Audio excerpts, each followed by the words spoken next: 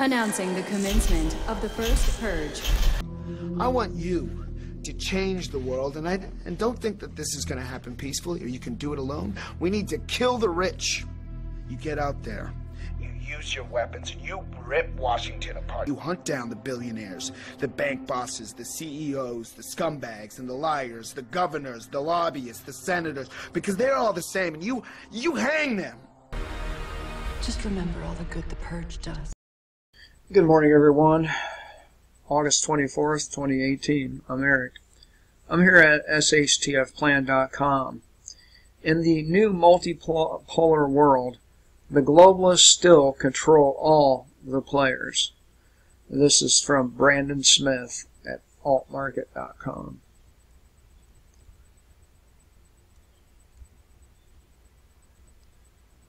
He says that one of the greatest tools at the disposal of globalists is false paradigms.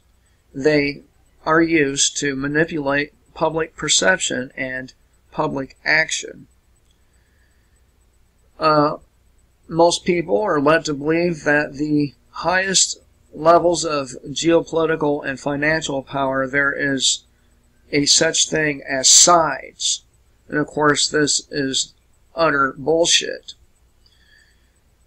There are no sides, so understand that at the top, they all work together. They all collude.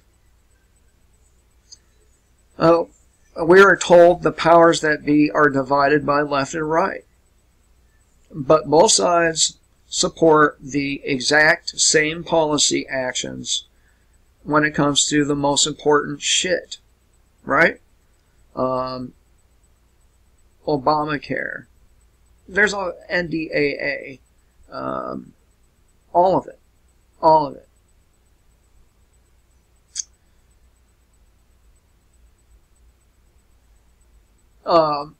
And the only place they do have any difference is through their mouths, the rhetoric they spout. And of course it's meaningless because it's theater. They're only talking. Their actions say they are working together. That's why, that's why there hasn't been any Clintons arrested. You really believe that they're going to arrest Hillary and Bill Clinton? It does not matter what evidence they get on these people. They've had the evidence for a very long time. NSA intercepts every communication in this country. So they have all the evidence that is needed to convict the Clintons of all kinds of shit, yet they don't do it. That's because they are on the same side. We're told that corporate power must be balanced by government power, and that government power must be balanced by free markets. But there's no free markets, and there hasn't been since at least 1916. Social media censorship. We're told that the government power is the solution to this problem, to enforce fairness. But instead, we can simply launch our own platforms. They don't tell you that. They tell you to beg government to enforce fairness.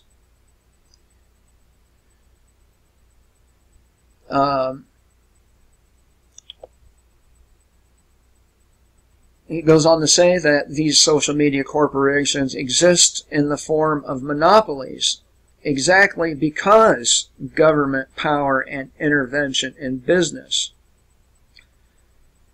And of course, when abuses of one side is occurring, that is being used to push people into the arms of the other side.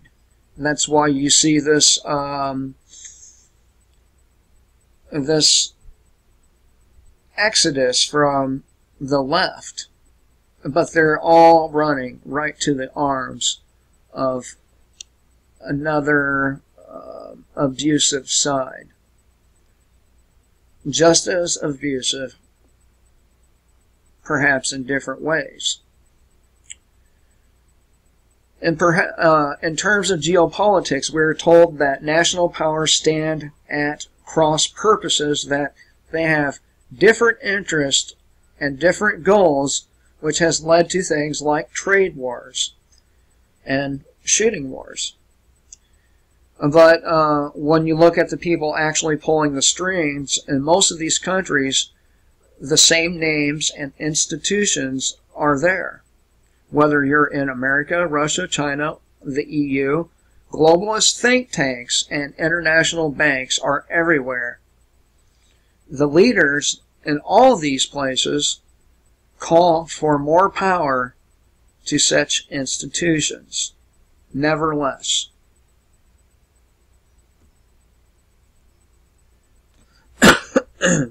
Excuse me.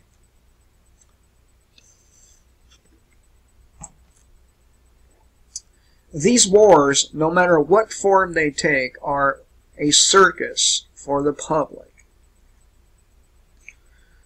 And they are used to create controlled chaos and manageable fear.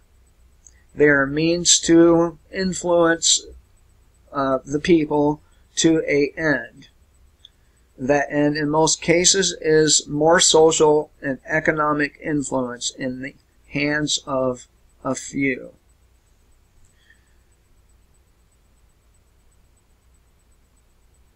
People are being manipulated to believe that the world is being divided when it's being centralized.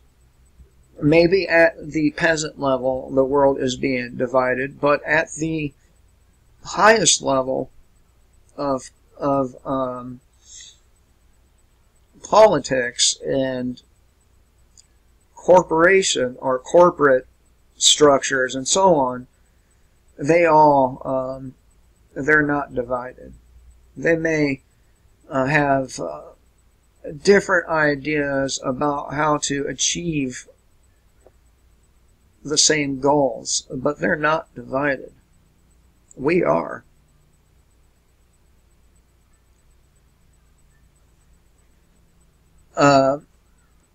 If you look at geopolitics today, it is a magic show.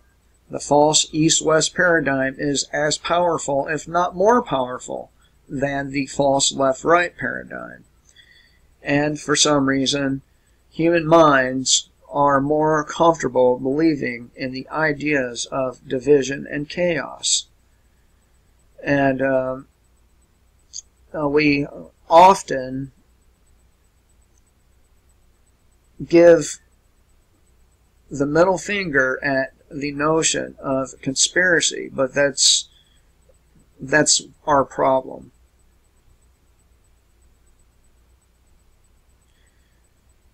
These things are a fact of history. There's always been conspiracies. There's always been conspirators.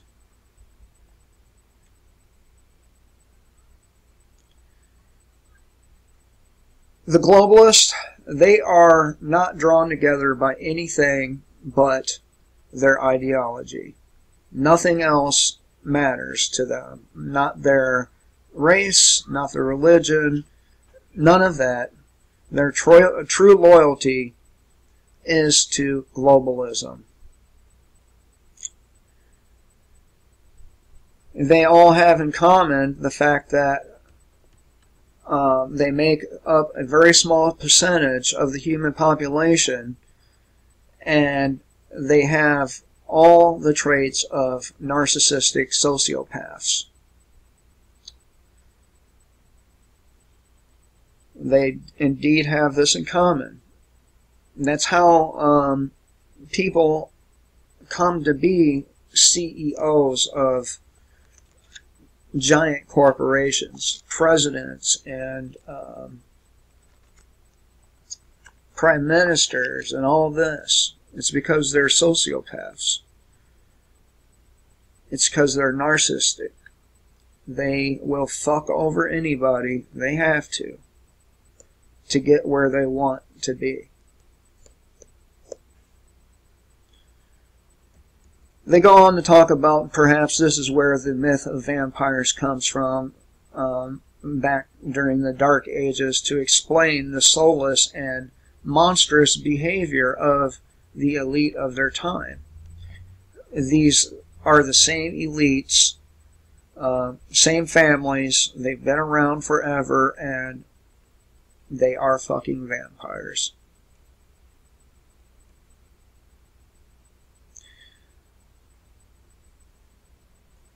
Analysts, activists within the liberty movement have proven impressively immune to many of the narratives and lies of conspiratorial globalists, which is why they are now the main targets of multiple propaganda campaigns.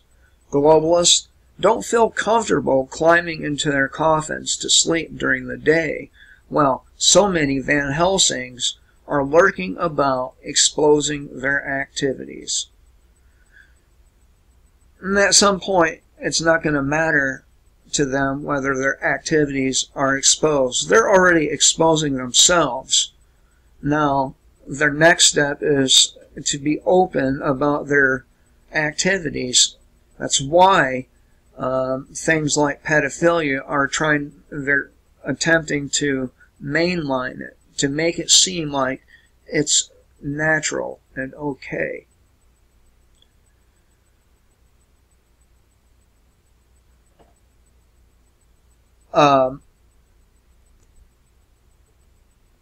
There's all kinds of propaganda going on about people who think more thoroughly and look at things maybe through the eyes of a person who believes in a conspiratorial version of history.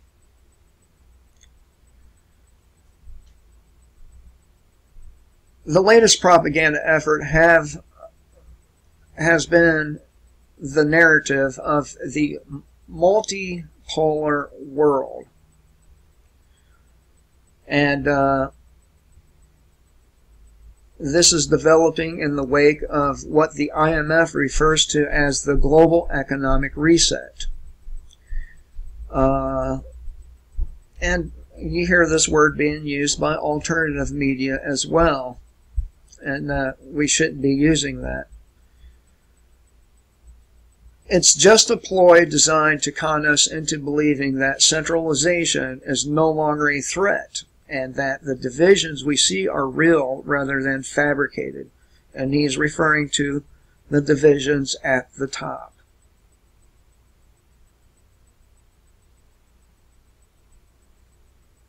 Under the multipolar polar narrative, we are told that the shift away from the US dollar as the world's reserve is now happening, and that it is being led by Eastern political power seeking alternatives.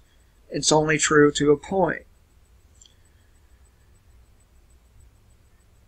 There are many lies regarding the development of this new reserve. We are told that Eastern political powers are at odds with globalists and globalism. This is not true. We are told that BRICS nations are seeking a decentralized system to replace dollar hegemony. This too is not true.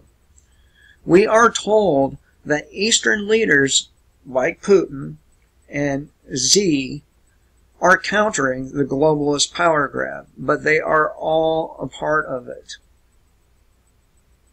There is no rebellion against the empire from the BRICS or Vladimir Putin or anyone else.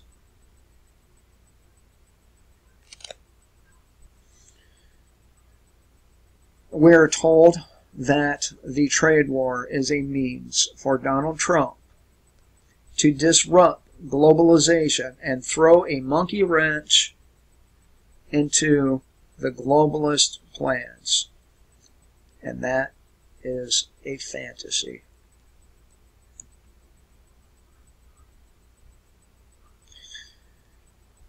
People like Alex Jones, Molyneux, Blonde, Pigeon, and so on and so forth, they are particularly susceptible to the idea because it plays on the desire to see the long-standing dollar-based empire of the Federal Reserve fall into the oblivion it deserves. And I totally agree with that. It does deserve to fall into oblivion.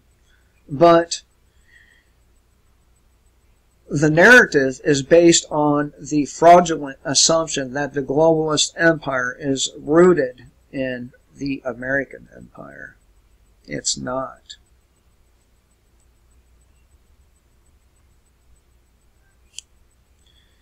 Globalist influences are hyper present in Eastern nations. For example, Vladimir Putin, who is often depicted as some kind of anti-globalist hero in the liberty movement discussions, is not anti-globalist at all. Putin was discovered by vocal New World Order proponent Henry Kissinger decades ago in the early 1990s, before he took on the role as acting president of Russia. Putin relates his first meeting with Kissinger and their long-standing friendship in the book First Person, his autobiography account of his early career. Contrary to the belief in the liberty movement, Putin did not kick out international banks or remove their power structures during his presidential rise. In fact, Rothschild banks still operate in Russia, while Goldman Sachs and J.P. Morgan continue to act as the largest investment banks in that country. So, there's no rebelling country out there that's capable of any kind of resistance to this.